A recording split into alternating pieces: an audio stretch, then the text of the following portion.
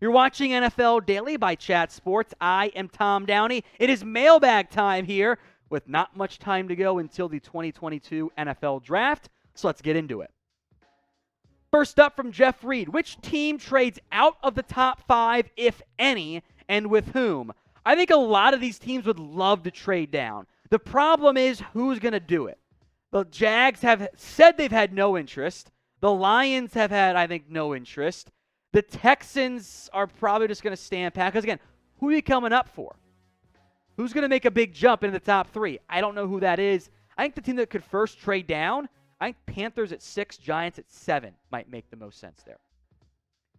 From Mau454, if the Vikings have a choice between Stingley and Hamilton, who should they go with?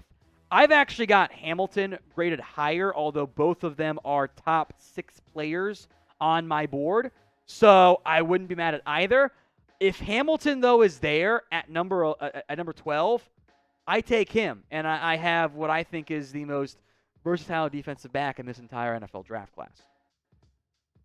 Joe Allure, you think the Niners could get a lot of picks back for Deebo Samuel? I think they would get some picks back at minimum.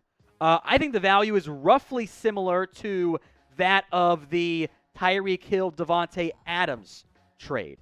That's kind of what I think it would end up being. I don't know if that ends up being the case in terms of the value that they get, but they want a lot. I would be surprised if it was more, but that first and a second is around like 13th pick overall value, so it's not that far off from that standpoint.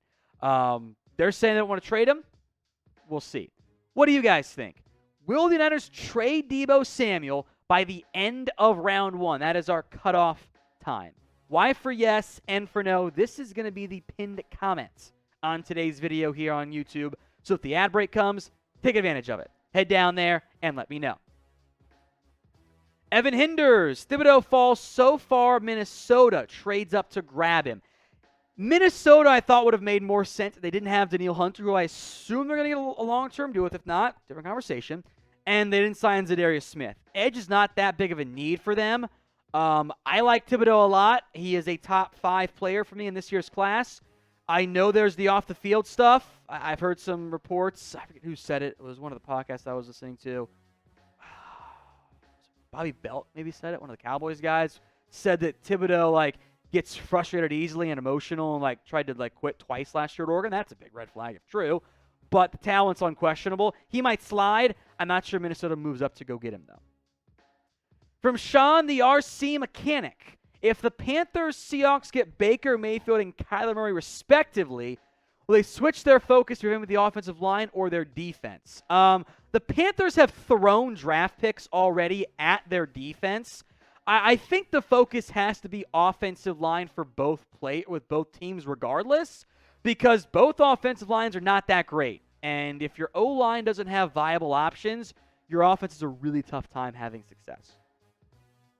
A.J. Evans, is Grady Jarrett a possible trade candidate? Hasn't been extended yet. I think so. I think part of the problem is his contract. Jarrett is not a cheap football player right now, and it's coming off a not that productive season and kind of seasons at this stage. So, yes, it's possible. They'd have to figure out, the Falcons and or the team trading for Jarrett has to figure out that contract at that point. Jim Murphy, think the Chiefs trade to get a receiver or a defensive end?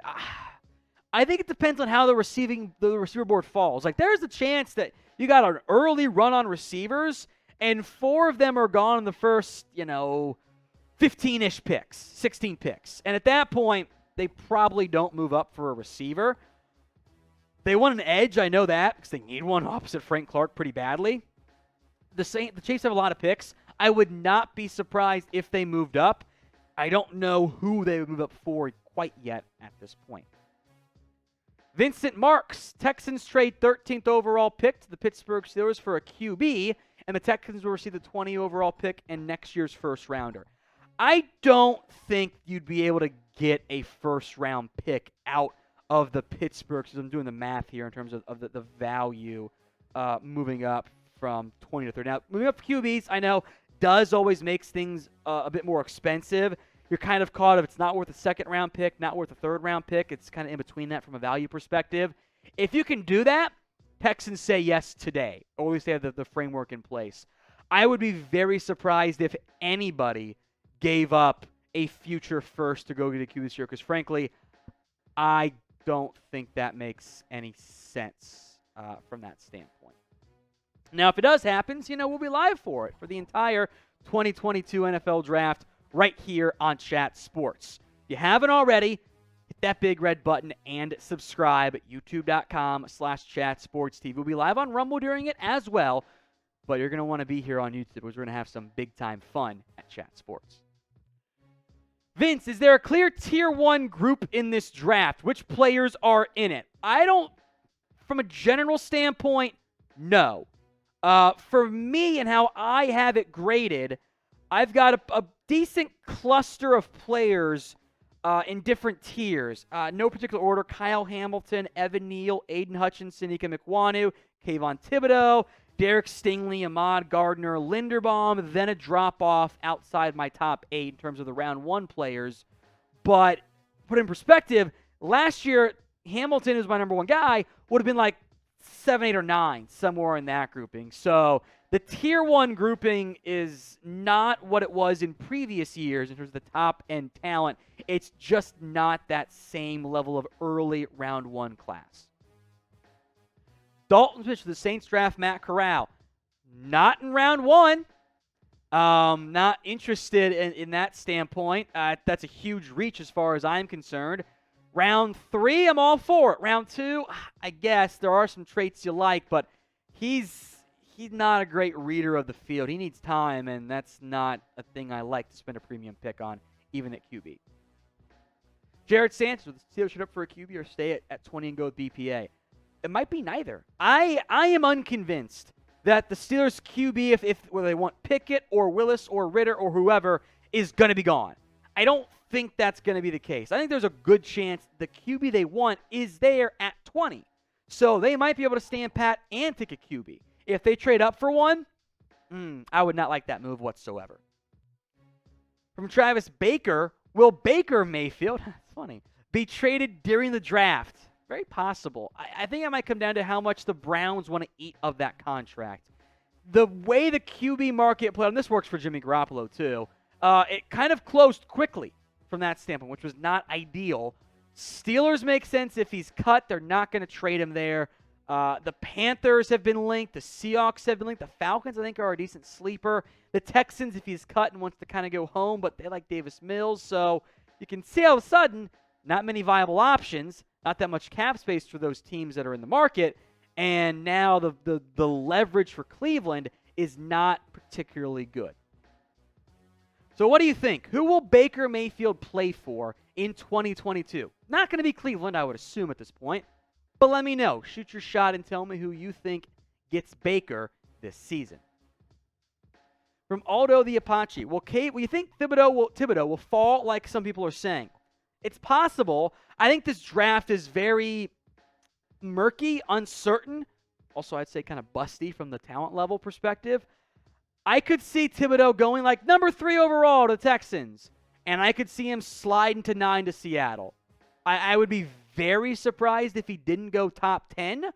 So it depends on how he defines fall. But this is a player who I think should be the number 2 overall pick from a need and position value perspective. If I were in charge, it'd be Hutchinson 1, Thibodeaux 2, because you might not take a safety at number 1 overall, and those teams don't need offensive line help. From Tua is trash. Brady's coming to Miami next season. 100 emoji check mark. Think will happen. Look, the rumors have not been quieted. Brady, of course, is not going anywhere this year.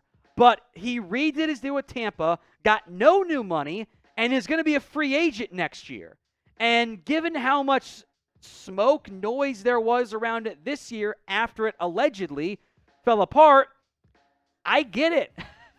So that is going to be it's a future Tom problem for both me and Brady, but that storyline is not going to go away until he signs an extension, and even if he retires, we know that's not the end of the world. That's not the end of the story, I guess, for Mr. Brady. The NFL draft, folks, is almost here, and we've got you covered leading up to it, through it, and after it. If you want the best NFL draft coverage on YouTube, Subscribe right now. YouTube.com/chatsportstv. From Taylor Holland. Tom, what would you pay for Deebo? And if the Jets trade back and get 16 and 19 for number 4 from the Saints, who is the dream pick for them with 5 picks? All right. So first up, Deebo. I mean, I'd give him 30. It's fine. I'd backload the deal, lower the guaranteed money, and make him happy. I think you can make that happen fairly easily. If you got injury concerns, I get it, but I think the market is somewhere between 25 and 30, and in 3 months, it might be 35 with the way the receiver market is blowing up pretty quickly. Jets trade down. I think your top guys like Hamilton are off the board at that stage. I think you're looking for one of your receivers. Ideally, are there.